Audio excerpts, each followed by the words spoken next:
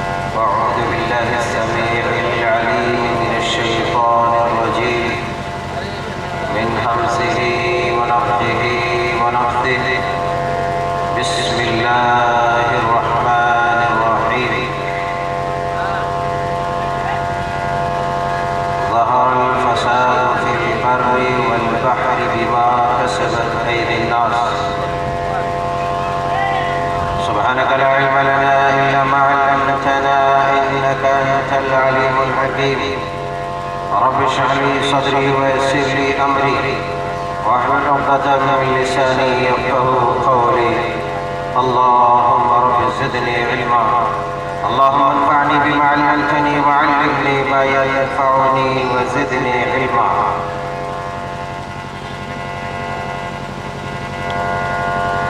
جناب صدر ذی وقار اسٹیج پر جلوہ فروز عالی المرتبہ علماء کرام، مہمان خاص علی جناب حاجی حسین صاحب، نوجوانان ملت اسلامیہ اور خواتین ملت اسلامیہ، آج کی اس پرمسرت موقع پر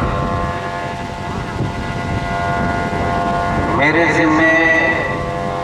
جو موضوع ہے وہ ہے انسانی زندگی پر گناہوں کے اثرات۔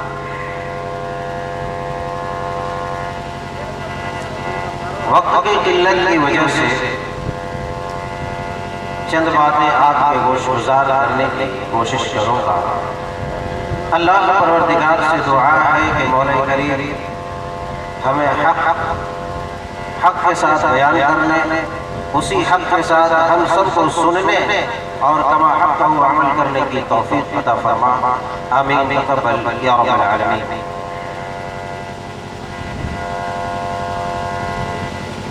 تو آئیے ہم دیکھتے ہیں کہ انسانی زندگی پر گناہوں کے اثرات کیسے ہوتے ہیں، مرتب ہوتے ہیں۔ گناہوں سے انسانوں کی اپنی زندگی انفرادی طور پر اور اجتماعی طور پر کیسے امپریس، کیسے پربھاوت ہوتے ہیں، اور انسان کی زندگی جو اب تک خوشیوں والی زندگی ہوتی ہے وہ کل کو اضطراب اور پریشانی میں کیسے تبدیل ہو جاتی ہے۔ ہم امم سابقہ کے چند واقعات اور قرآن و سنن کی روشنی میں گفتگو کرنے اور سننے کی کوشش کریں گے۔ تو سب سے پہلے ہم جانیں گے کہ گناہ کہتے کسے۔ مسلم شریف کتاب البر ایک حدیث ہے جس کے اندر نبی صلی اللہ علیہ وسلم نے بڑے جامع الفاظ میں گناہوں کی تعریف بیان کرتے ہیں۔ وہ حدیث ہم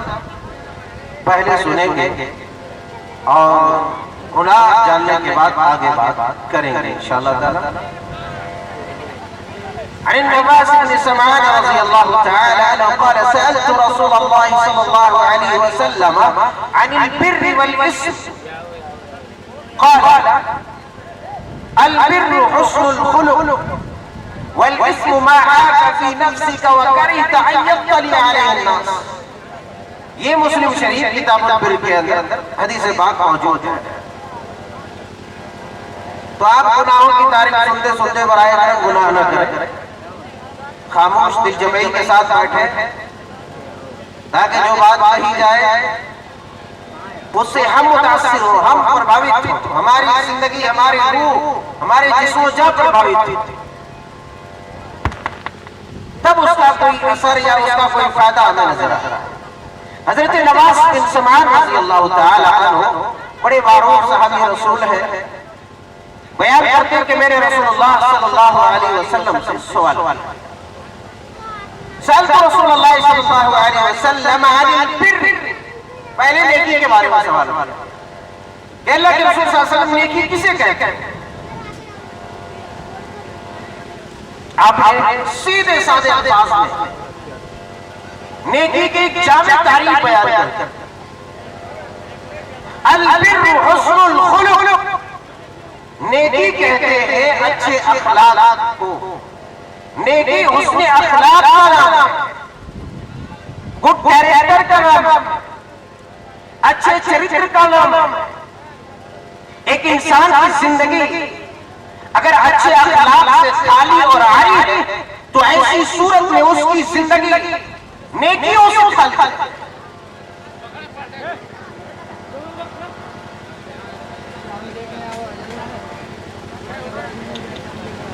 ایک انسان کی زندگی اگر اچھے اخلاق سے خالی ہے تو ایسی صورت میں ایسے انسان کی زندگی نیکیوں سے خالی ہے, کیونکہ آپ نے نیکیوں کی تعریف میں ایک واضح الفاظ میں, ایک دو الفاظ میں آپ نے بیان کر دیا کہ البر حسن الخلق, کہ نیکی اچھے اخلاق کا نام ہے. اور اسی اچھے اخلاق سے آج امت مسلمہ کے 95 to 100%, 95 to 99% یعنی 95% سے لے کر 99% تک انسان اچھے اخلاق سے خالی ہے. انسان کی زندگی, اب جب آپ نے اچھے اخلاق ہی کو نیکی قرار دیا تو اس سے معلوم یہ ہوتا ہے کہ جس انسان کے یہاں اچھے اخلاق نہیں ہوں گے, اس میں خلق کا خالق نہیں ہوگا, ایسی صورت میں اس کے یہاں توحید بھی نہیں ہوگی, اس کے یہاں سنت بھی نہیں ہوگی, اس کے یہاں نیکیاں بھی نہیں ہوگی. اسی لیے اپنے اخلاق کی اصلاح اور اس نے اخلاق کا مالک بننا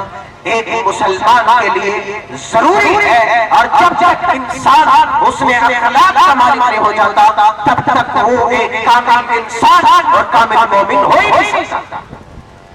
آگے بات کرتے ہیں. آگے ہم نے فرمایا وَالْإِثْمُ مَا حَاكَ فِي نَفْسِكَ وَكَرِهْتَ أَن يَطَّلِعَ عَلَيْهِ النَّاسُ. اور برائی کہتے ہیں کہ انسان کے دل میں جو بات کھٹکے, انسان کے دل میں جو بات کھٹکے, اس کے ذہن و دماغ میں جو بات گھومے اور جو لوڈ ہو کر کے اس کے ذہن میں ایسی بات جس بات کا اظہار کسی کے سامنے کرنے کو وہ ناپسند کرتا. اس کے اندر کتنی باریکی ہے اور گناہ کو کتنے اچھے الفاظ میں آپ نے اور اچھے انداز میں بیان کیا ہے. امت مسلمہ کے لیے لمحہ فکریہ ہے اور سوچنے کی بات ہے کہ گناہ کو آپ نے کس انداز میں بیان کیا, نیکیوں کو آپ نے کس انداز میں بیان کیا. آپ نے فرمایا کہ جو دل کے اندر, جو ذہن کے اندر بات کھٹک رہی ہو اور وہ بات کسی کے سامنے بیان کرنے کو وہ ناپسند کرتا ہو, کہ ارے کوئی سن لے گا تو کیا ہوگا, کوئی سن لے گا تو کیا کہیں گے, کوئی سن لیں گے, کوئی آدمی سنے گا تو ہمیں برا بھلا کہے گا اور ہمیں تانا دے گا. اگر اس طرح کی کوئی بات انسان کے ذہن و دماغ میں کھٹک رہی ہو تو آپ نے فرمایا یہی گناہ ہے۔ اب آپ اندازہ کریں کہ جب ایک بات کھٹکنا پھر اس کو کسی کے سامنے ظاہر کرنے کو ناپسند سمجھنا، ناپسند کرنا اور اسے برا سمجھنا، ایسی چیز کو آپ نے گناہ سے تعبیر کیا تو شریعت کے ایک دوسرے کو گالی گلوچ، ایک دوسرے کے اوپر زیادتی، ایک دوسرے کے اوپر بدزبانی اور بدخلقی کرنے کا حق کیسے شریعت دے سکتی؟ اور وہ کتنا بڑا گناہ۔ اس کے بعد موٹے موٹے الفاظ میں گناہ کی تعریف ہم یوں سمجھ سکتے ہیں کہ ہر وہ کام جس کام سے رسول اللہ اور اس کے رسول نے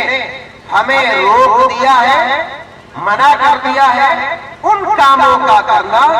اور جن کاموں کا کرنے کا حکم اللہ اور اس کے رسول نے دیا ہے، ایسے کاموں سے اپنے آپ کو روک لینا، ایسے کام نہیں کرنا،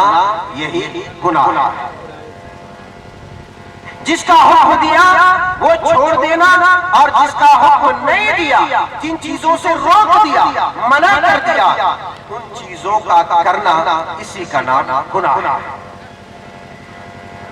اب گناہ سے انسان کی زندگی کیسے پربھاوت ہوتی ہے؟ انفرادی طور پر کہ ایک انسان گناہ کرتا ہے اس کا وبال اس کے اوپر کیا آتا ہے؟ اجتماعی صورت میں انسان گناہ کرتا ہے اس کا وبال اس کے اوپر کیسے آتا ہے؟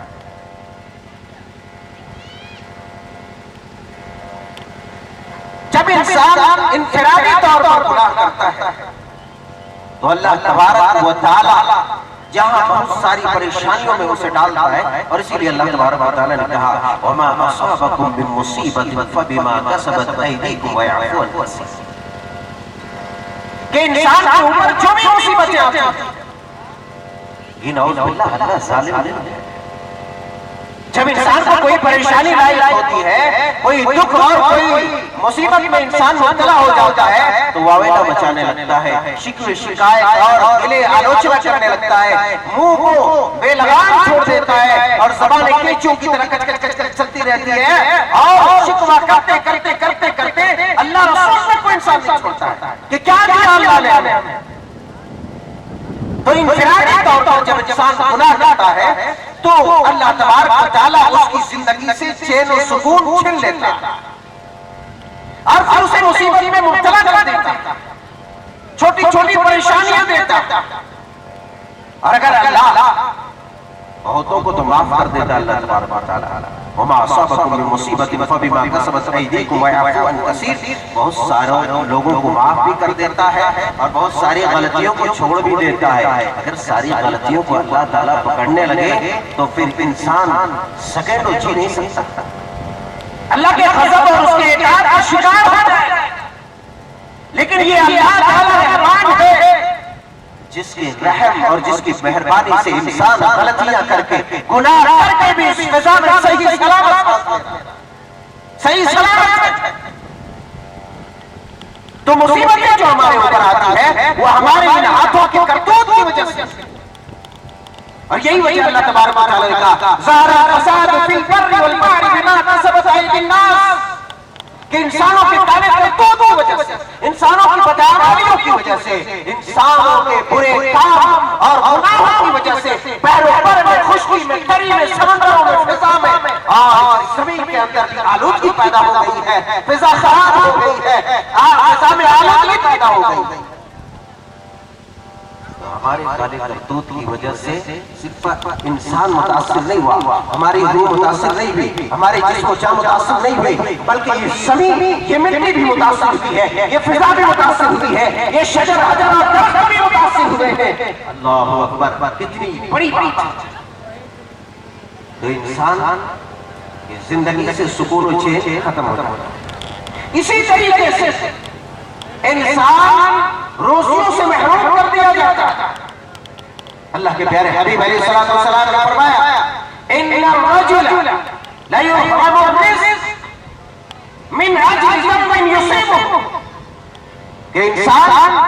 جب گناہ کرتا ہے، غلطیاں کرتا ہے، چاروں طرف واویلا مچا رہا ہے، لوگ پریشان ہیں، اسے روزیوں کی کمی ہے، اسے روزی نہیں مل رہی، مزدوری کر رہا ہے، ٹھیکیدار ہے، سیٹ ہے، اسے پیسے نہیں دے رہے، دولت اس کے ہاتھوں سے جا رہی ہے اور وہ فقر و فاقہ کے شکار ہے، وہ مغلوب الحال ہے، وہ تنگدست ہے اور دنیا بھر کے شکوے شکایت کر رہے ہیں۔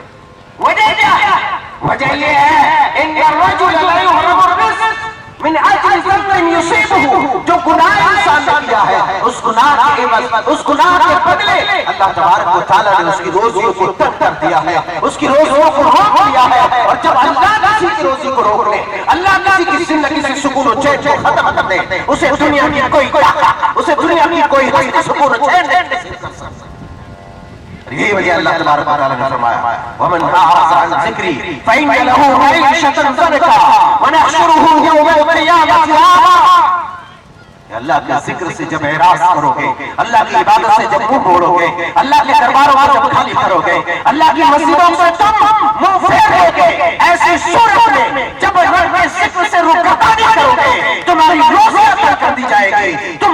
معیشت میں تم پیچھے ہو جاؤ گے، تمہاری روزیاں کم کر دی جائے گی، تم دست بنا دیے جاؤ گے، تم فقیر بنا دیے جاؤ گے، پھر چلاؤ گے۔ اور اتنا ہی نہیں، بروز محشر جب تمہیں اللہ تبارک و تعالیٰ اٹھائے گا تو تم اندھا اور نابینا بنا اٹھو گے۔ اللہ اکبر۔ ویسے انفرادی طور پر انسان کی زندگی گناہوں سے کئی طرح سے، کئی پرکار سے پربھاوت ہوتے ہیں۔ میں ادھر تفصیل میں جانا نہیں چاہتا، اب ایک موٹی موٹی چیز کی طرف میں آنے لگا ہوں، جو کہ ہمارے پاس وقت کافی ہے، وقت کم ہے اور علماء کافی ہے، اس کا بھی خیال کرنا ہمیں ضروری ہے۔ اور مختصر وقت میں سب کو اپنے موضوع کی وضاحت بھی کرنی ضروری ہے۔ اللہ تعالیٰ ہم سب کو اس کی توفیق دے۔ ہر انسان کسی نہ کسی طریقے سے کسی نہ کسی گناہ میں مبتلا، اور بعض دفعہ ایسا ہوتا ہے کہ گناہ کرتے کرتے کرتے کرتے بالکل اس راستے میں اس قدر بے فکر ہو جاتا ہے اور مانوس ہو جاتا ہے، گویا کہ اب اس کے اوپر کوئی ہے ہی نہیں، بس ساری چیزوں کا وہی مان۔ اور اس ضمن میں، اس باب میں، اس مسئلے میں ہمارے جو نوجوان طبقہ ہے، ہمارے جو نوجوان طبقہ ہے اور سوشل میڈیا کا دور ہے، اس کا اپیوگ، اس کا غلط استعمال، مس یوز اس قدر ہو رہا ہے، اس قدر ہو رہا ہے، اس کا کوئی جواب ہے، اس کا کوئی اندازہ ہے۔ اور یقین کر لیں یہ جو گناہ کر کے اس پر اڑ جانا، مصر رہنا، یہ اللہ تبارک و تعالیٰ کے عذاب کو دعوت دینا ہے، یہ اللہ تبارک و تعالیٰ کہ اطاعت اور اس کے غضب کو للکارنا ہے، قانونی فطرت کو چیلنج کرنا ہے، گناہ کر کے اس پر مصر رہنا، اس پر اڑ جانا۔ جب آپ امام سابقہ کی تاریخ اور ان کے واقعات کو قرآن مقدس کے اندر جو اللہ تبارک و تعالیٰ نے ذکر کیا ہے، اللہ تبارک و تعالیٰ نے بیان کیا ہے، آپ اس کو پڑھیں گے، اس کا مطالعہ کریں گے، اس کو اپنی نگاہوں سے دیکھیں گے کہ اللہ تبارک و تعالیٰ نے امم سابقہ کا اس انداز میں نقشہ کھینچا ہے اور اس نقشے کو کس انداز میں بیان کیا ہے، اور پچھلی قوموں کے ساتھ اس پاک پروردگار عز و جل جو رحمان ہے، جو رحیم ہے، اللہ جو اپنے بندوں کے